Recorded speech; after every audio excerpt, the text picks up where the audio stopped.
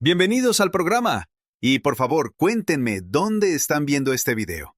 Dejen su opinión en los comentarios.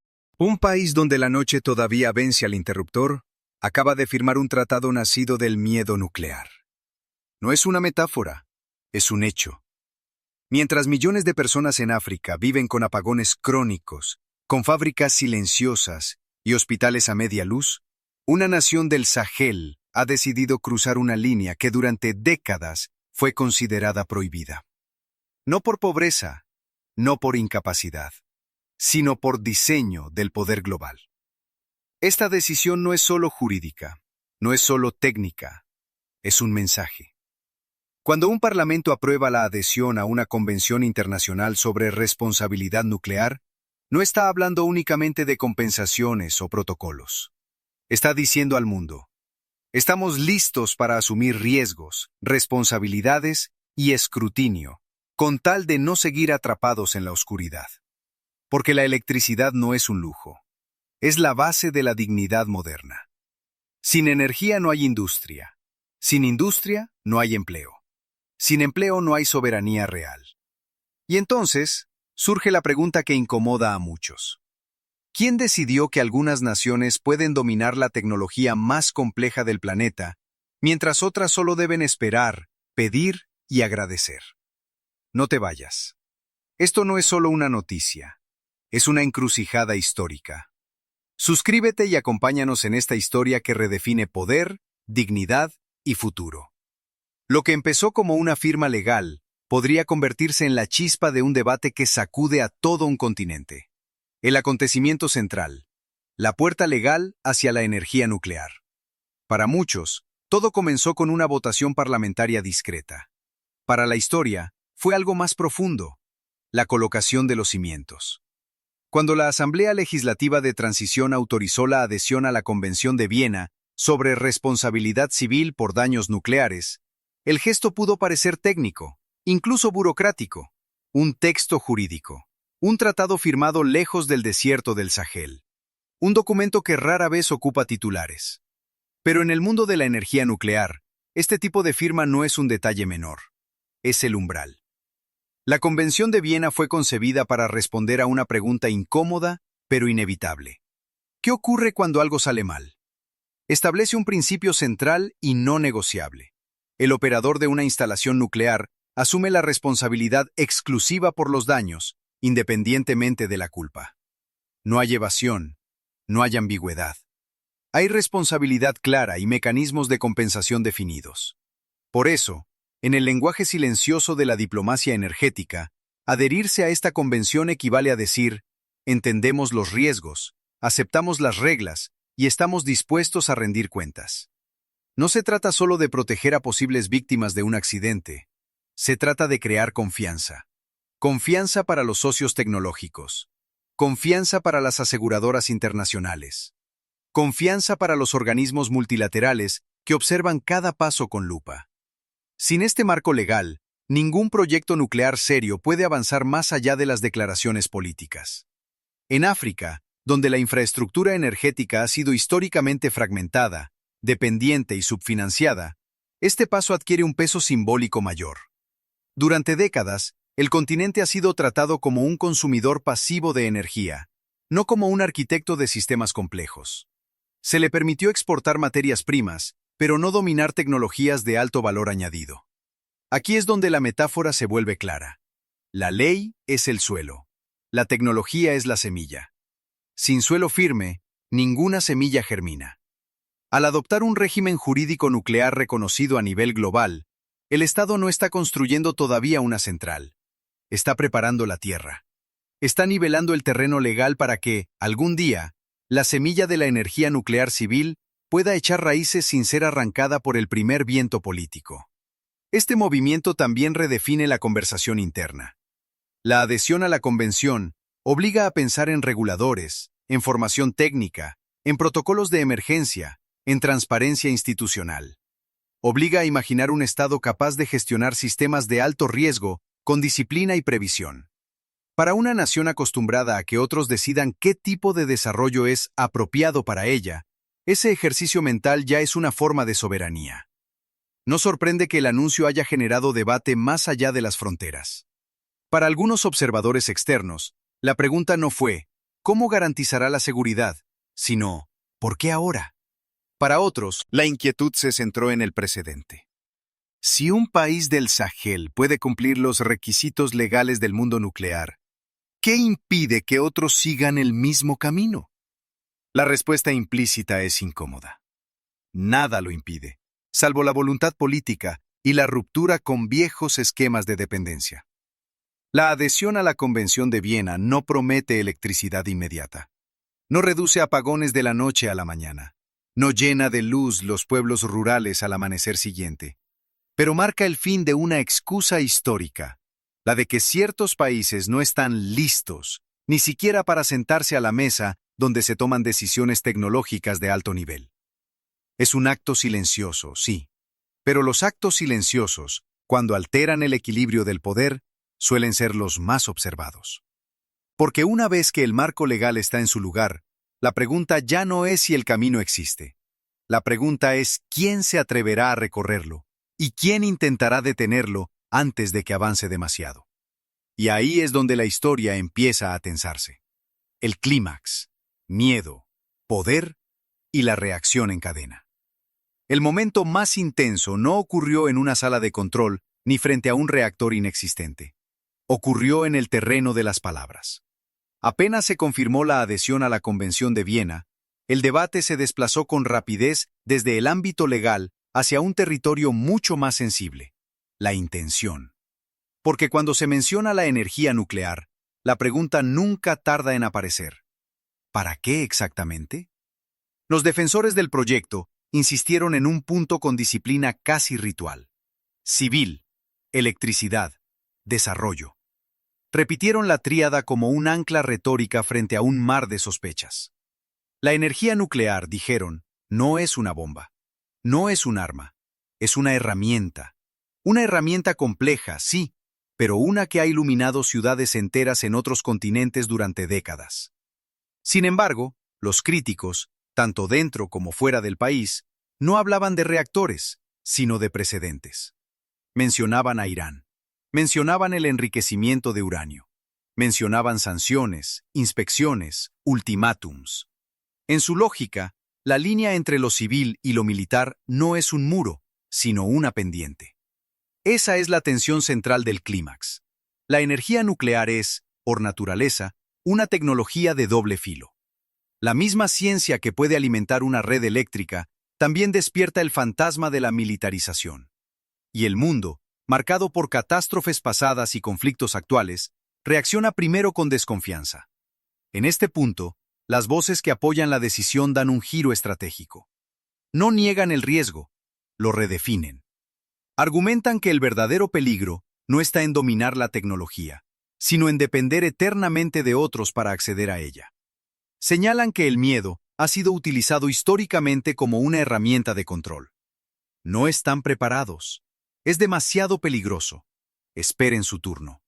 Mientras tanto, las mismas potencias que emiten advertencias han construido su prosperidad sobre décadas de uso intensivo de esa misma tecnología. El debate se vuelve entonces moral, no solo técnico. ¿Por qué unas naciones pueden asumir riesgos en nombre del progreso y otras deben conformarse con soluciones incompletas? ¿Por qué el error de unos se convierte en experiencia, mientras que el posible error de otros se usa como amenaza preventiva? En medio de esta discusión, las declaraciones políticas elevan la temperatura. Se habla de soberanía. Se habla de terrorismo. Se habla de guerras que no se libran solo con armas, sino con control económico y tecnológico. Algunas palabras son duras, incluso incendiarias, y reflejan un sentimiento profundo: la convicción de que la seguridad energética es inseparable de la seguridad nacional. No todas las afirmaciones vienen acompañadas de documentos o cifras detalladas. Algunas expresiones, cargadas de emoción, carecen de referencias precisas o fechas verificables. Pero su impacto no reside únicamente en su exactitud, sino en lo que revelan. Una ruptura con el lenguaje diplomático tradicional y una apuesta por un discurso de confrontación simbólica. Los analistas en el estudio lo reconocen abiertamente. Este camino no será fácil. La adhesión a un tratado no garantiza aceptación internacional. Al contrario, puede intensificar la vigilancia. Cada paso futuro, cada memorando, cada acuerdo técnico, cada programa de formación, será examinado con lupa. Y aún así, el apoyo interno no desaparece. Para quienes viven con cortes de electricidad constantes, la discusión sobre geopolítica suena distante. Su realidad es más simple y más dura. Sin energía, no hay trabajo. Sin trabajo, no hay estabilidad. Desde esa perspectiva, el riesgo de intentar algo nuevo parece menor que el riesgo de permanecer inmóvil. Ahí es donde el clímax alcanza su punto máximo. No es una elección entre blanco y negro. Es una elección entre un presente conocido, lleno de carencias, y un futuro incierto, cargado de promesas y peligros. Y cuando un país elige el futuro, incluso uno lleno de incógnitas, el mundo reacciona. Algunos con cautela, otros con advertencias, otros con silencios que pesan tanto como las palabras. Porque más allá de los discursos televisados y los paneles de expertos, hay una verdad incómoda que flota en el aire. El debate sobre la energía nuclear en África no trata solo de kilovatios.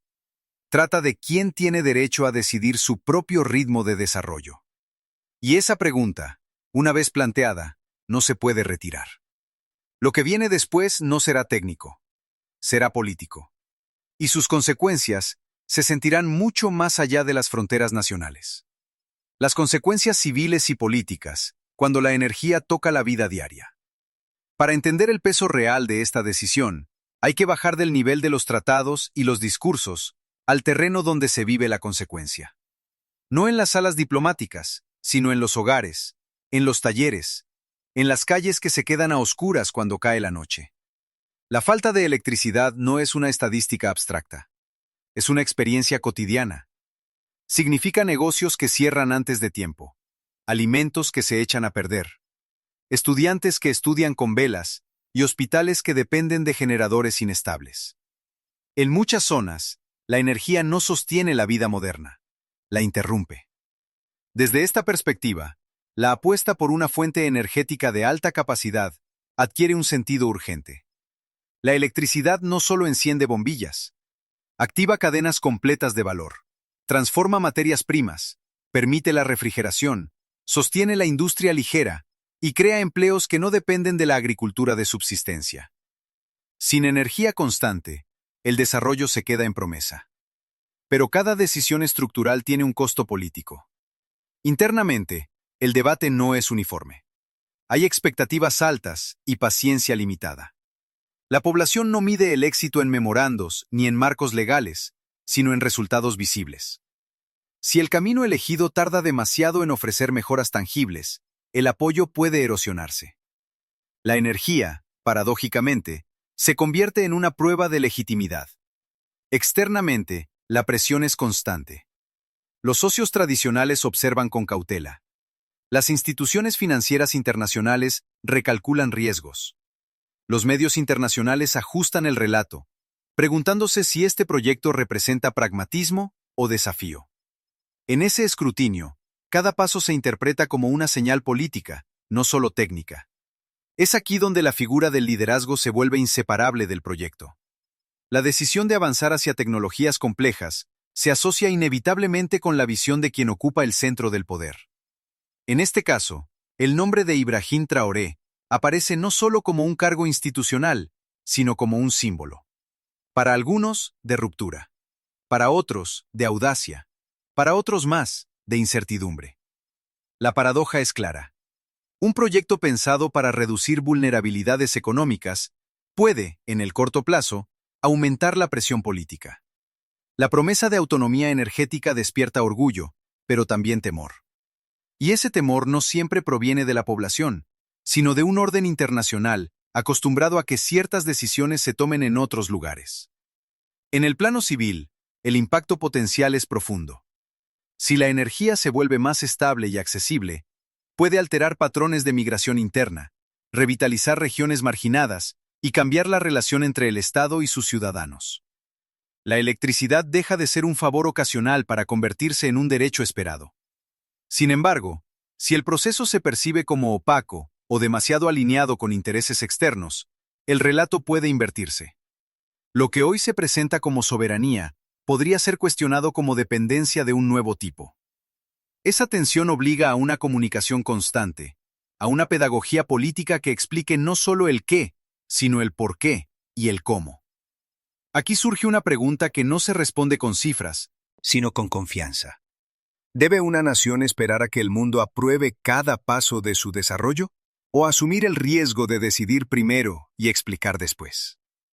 El debate sobre la energía nuclear se convierte así en un espejo de una discusión más amplia sobre gobernanza, dignidad y tiempo histórico. ¿Cuánto debe durar la espera antes de que la espera misma se vuelva una forma de estancamiento? Las consecuencias políticas no se limitarán a un ciclo informativo. Se desplegarán en años, en presupuestos, en alianzas, en la manera en que los ciudadanos evalúan si el sacrificio inicial valió la pena. Y sobre todo, en si la promesa de luz logra imponerse a la memoria de la oscuridad.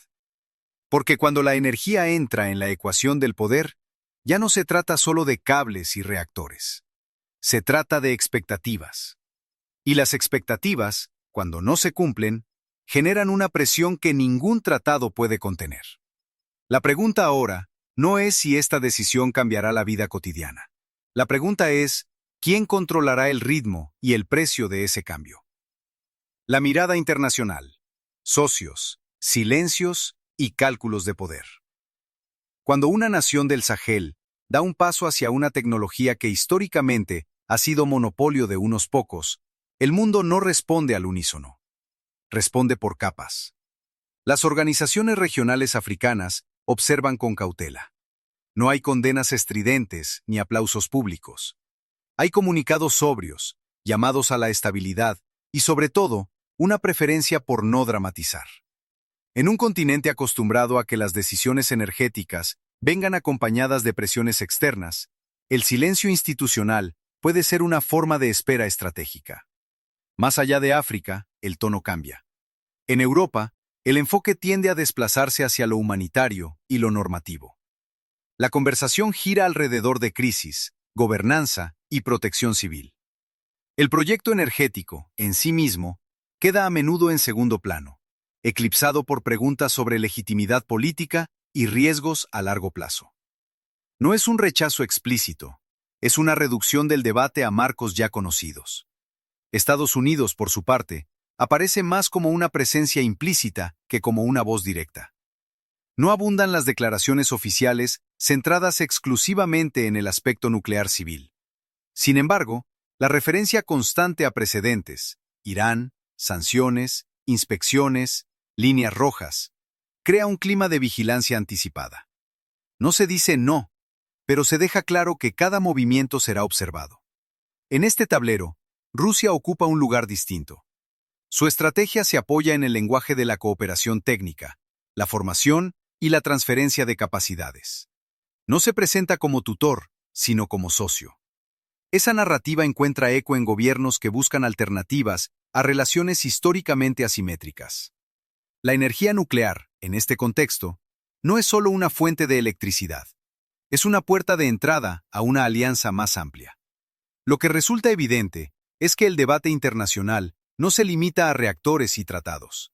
Es una disputa sobre influencia, sobre quién acompaña el desarrollo y bajo qué condiciones, sobre quién define qué es demasiado ambicioso para un país y quién decide cuándo una aspiración es legítima. Aquí, Burkina Faso deja de ser solo un caso nacional y se convierte en un símbolo. Para algunos, representa una advertencia sobre los riesgos de desafiar equilibrios establecidos. Para otros, es un experimento observado con atención. Si funciona, el mapa energético africano podría reconfigurarse. La reacción internacional, en conjunto, comparte un rasgo común: la prudencia. Nadie quiere quedar del lado equivocado de la historia si el proyecto prospera. Pero tampoco muchos están dispuestos a respaldarlo abiertamente antes de ver resultados. Ese equilibrio frágil entre cautela y expectativa define el momento actual. Porque cuando el mundo observa en silencio, no significa indiferencia, significa cálculo.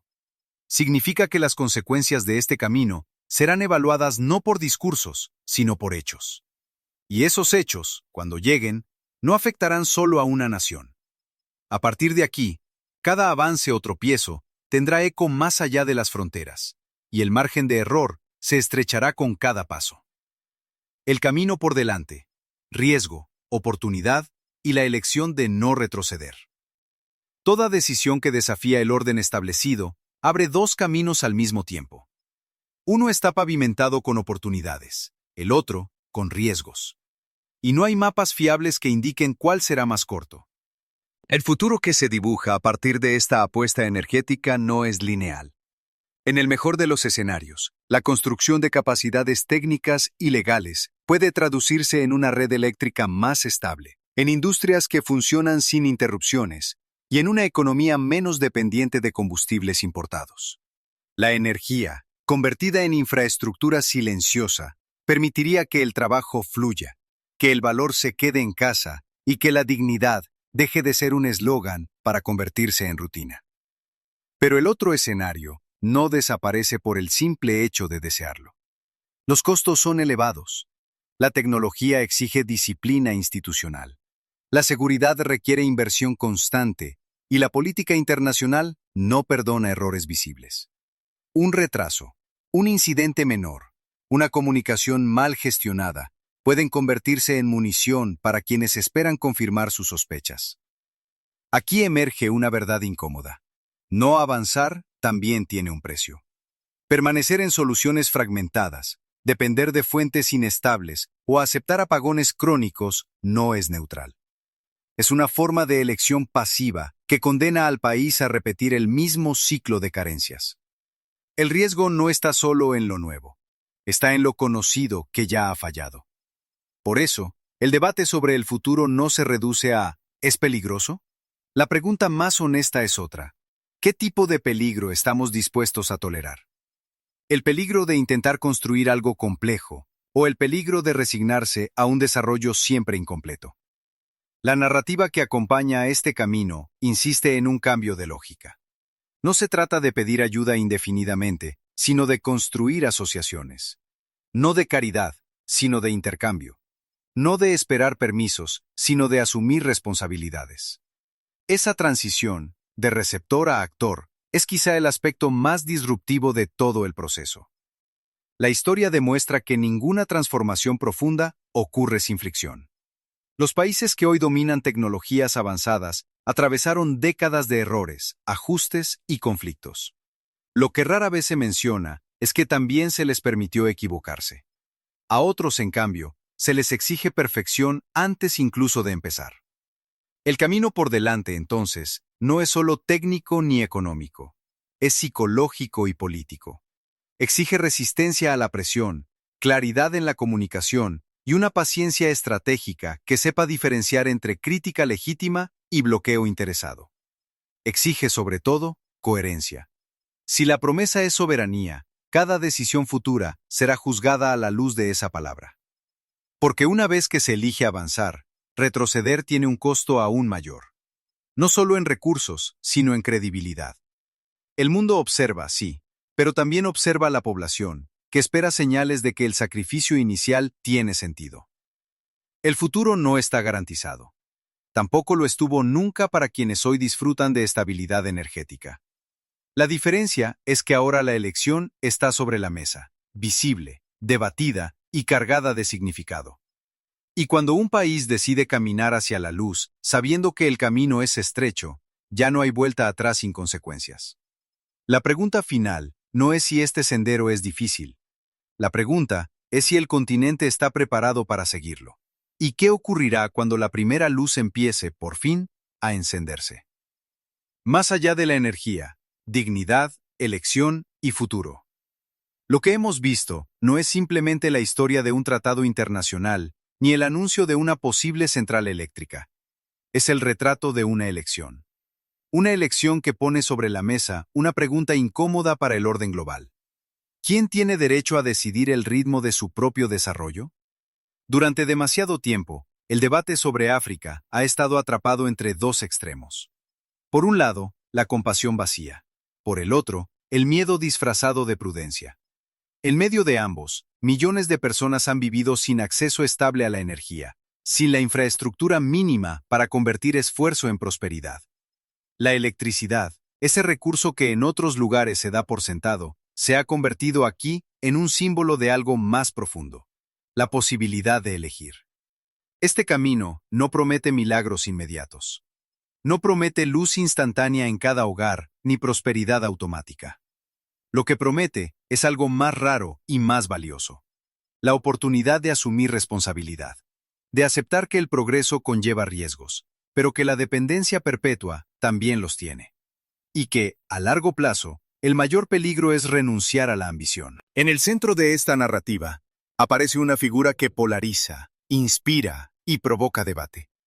Ibrahim Traoré no es solo un nombre propio, es el reflejo de una etapa de ruptura, de una generación de liderazgo que decide hablar con un tono distinto y caminar por senderos menos transitados. Para algunos, representa audacia. Para otros, incertidumbre. Pero para muchos, encarna una idea poderosa: que la soberanía no se hereda, se construye. El caso de Burkina Faso no debe leerse como un modelo cerrado, ni como una receta universal. Es más bien un espejo que obliga al continente y al mundo a reconsiderar viejos supuestos sobre capacidad, permiso y límites. Si un país sin litoral, marcado por crisis y presiones externas, puede sentarse a la mesa de las decisiones tecnológicas complejas, entonces la narrativa de lo imposible empieza a resquebrajarse. Y ahí reside la verdadera trascendencia de esta historia. Porque si esta apuesta logra traducirse en energía, en industria y en dignidad cotidiana, no será solo un éxito técnico, será una señal. Una señal de que África no está condenada a elegir entre la oscuridad y la dependencia, que puede aspirar a algo más alto, aunque el camino sea empinado. Ibrahim Traoré y su generación serán juzgados por los resultados, no por las intenciones. Pero el simple acto de elegir ya ha cambiado el marco de la conversación. Si esta historia te ha hecho reflexionar, no te limites a observar. Comparte, comenta y mantén viva la conversación. Porque el futuro no se construye en silencio, y cada voz que se suma ayuda a iluminar el camino que viene.